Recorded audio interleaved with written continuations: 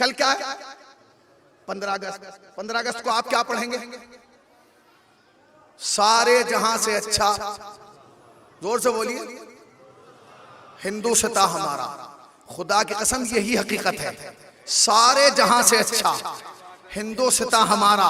इसलिए कि हमने देखे हैं कि दुनिया के हजारों मुल्क वो हैं जहां के झंडे इस्लामी हैं, नक्शे इस्लामी हैं, चेहरे इस्लामी हैं, बादशाह इस्लामी हैं, मगर आजादारी ऐसे खुल के नहीं हो रही है। मगर यहां का महात्मा गांधी भी ये कहता हुआ नजर आता है कि अगर मैंने दरसे इनकलाब लिया तो हुसैन से लिया, हुसैन से लिया। हुसैन का एक खास रिश्ता है हिंदुस्तान से। जब इमाम हुसैन मदीने से निकले हैं, मक्के पहुंचे, और मक्के से जब निकल रहे हैं तो अब रोक दिया गया। अब जब इमाम हुसैन को रोका तो इमाम हुसैन ने कहा कि तुम मुझे अगर अरब की धरती पर रहने नहीं देना चाहते तो मुझे इजाजत दे दो, मैं हिंदुस्तान चला जाऊंगा। ये रिवायत है, ये रिवायत है, आपने सुनी है बचपन से। हिंदुस्तान क्यों भाई? इमाम हुसैन ये नहीं कह सकते थे मुझे चीन जाने दो? कह सकते थे जापान जाने दो, अमेरिका जाने दो, यूरोप जाने दो। यही क्यों कहा? ये एक सवाल ऐसा था जो मुझसे मुंबई में एक हुसैनी ब्राह्मण ने किया कि हुसैनी साहब आप ये बताइए कि हुसैन तो मालिक कायनात थे, जानशीन रसूल थे, दुनिया में जहां चाहते चले जाते, आखिर उन्होंने हिंदुस्तान ही आने का क्यों जिक्र किया? अच्छा, वो दत्त फैमिली से थे, मशहूर फैमिली है वो, मैं यहां से नाम नहीं लेना चाहता, अभी नाम लूंगा सब कहेंगे कि जो उनका नाम मिंबर से ले दिया। मगर अच्छी बात किसी ने भी कही हो वो बयान करनी चाहिए। तो उन्होंने मुझसे पूछा कि मौलाना आखिर ये बताइए कि ये इमाम हुसैन ने हिंदुस्तान ही आने का प्रोग्राम क्यों बनाया?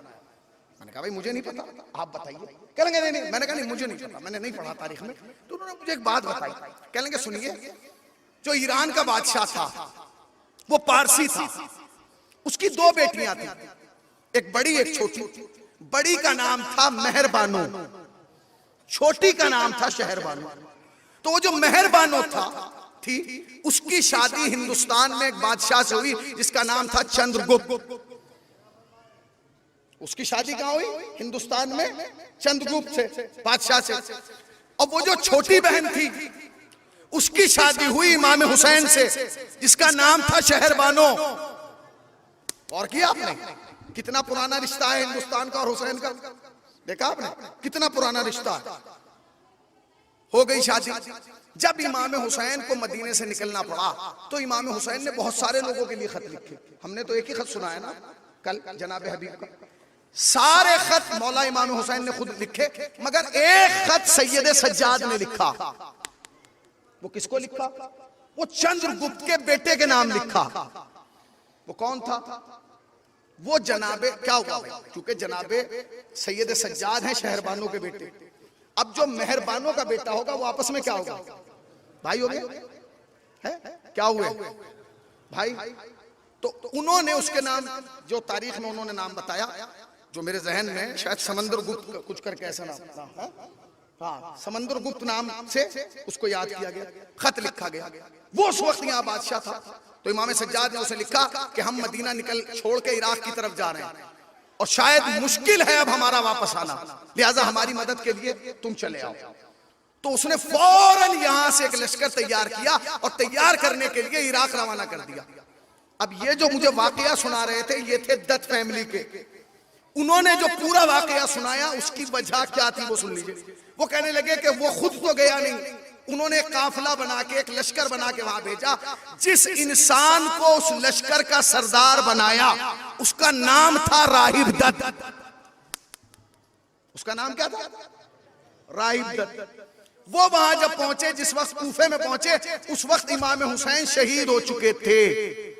अब जब इमाम हुसैन शहीद हो चुके, ये गैरतदार कौम थी जो दत्त थी, इन्हें पता चला कि इमाम हुसैन शहीद हो गए, तो उन्होंने कहा हमारे तो आने का कोई फायदा नहीं, इसलिए कि जिसे हम बचाने आए वही खत्म हो गया। तो इन्होंने अपनी तलवारें निकाली और अपनी गर्दनों पर रख ली। कब हमें जीने का कोई हक नहीं है। तो किसी ने इनसे कहा कि रुक जाओ, अभी इतनी जल्दी ना करो, अभी एक कैद में है जो हुसैन का इंतकाम लेगा। का कौन? का उसका नाम है अमीर मुख्तार। उसका नाम क्या है? अमीर मुख्तार। जब जनाब मुख्तार रिहा हुए और जनाब मुख्तार ने इमाम हुसैन के कत्ल का इंतकाम लिया, तो ये 10 ब्राह्मण जो थे, ये जो काफिला यहां से गया था, इन्होंने उनके साथ मिलके इमाम हुसैन के कातिलों से बदला लिया। कितना पुराना रिश्ता हो गया, कितना पुराना रिश्ता हुआ, आज का रिश्ता है। अब मैं एक जुमला कहना चाहता हूं, जो लोग हिंदुस्तान में आजादारी पे पाबंदी लगाना चाहते हैं ना, और ये कह रहे हैं कि आजादारी जो है वो देश के खिलाफ उठाया जाने वाला कदम है, याद रखना ये दुनिया की वाहिद कौम है शिया। अगर जुमला तुम तक पहुंच जाए तो एहसास दिलाना कि हुसैनी की बात तुम तक पहुंच रही है। मैंने बहुत सारे मुख्तलिफ मौज़ूआत तुम्हें आज जल्दी जल्दी में सुना दिए। क्या क्या? दुनिया की वाहिद कौम है शिया, जिसमें बच्चे को माँ लोरी में सुनाती है कि बेटे जिंदगी में 2 काम याद रखना, एक हुसैन की आजादारी, दूसरे मुल्क से वफादारी। तुम कह रहे हो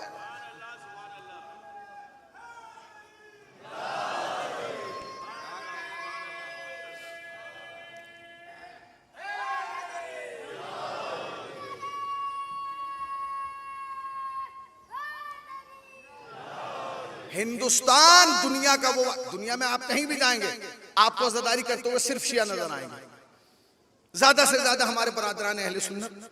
मगर हिंदुस्तान, पाकिस्तान और बांग्लादेश तो मैं खुद देख रहा हूं, ऐसा मुल्क है कि जहां मजलिसों में बरादरान हिंदू भी तशरीफ लाते हैं, और जितने इमाम बारगाह हिंदुस्तान में है, खुदा की कसम कहीं नहीं है।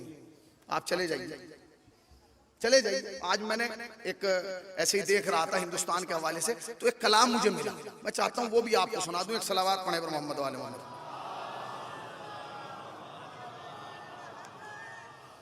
सुनिए अब जरा शेर,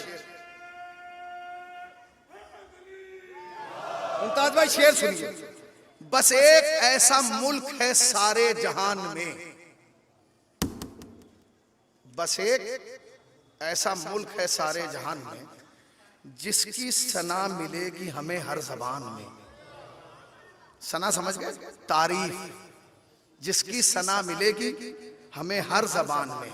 जिन खूबियों का नाम नहीं आसमान में, वो खूबियां तमाम हैं हिंदुस्तान में।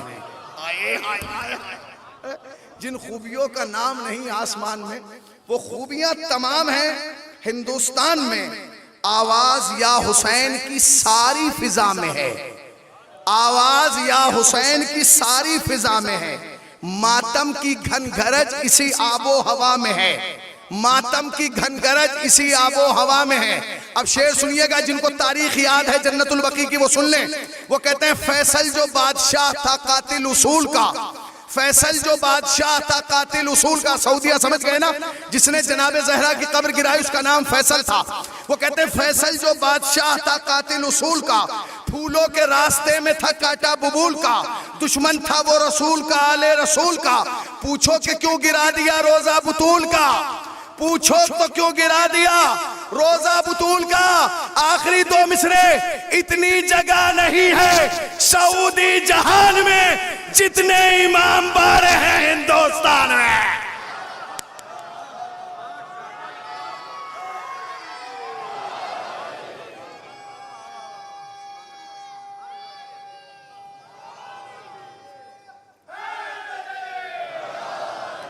इतनी जगह नहीं है सऊदी जहान में जितने इमाम बाड़े हैं।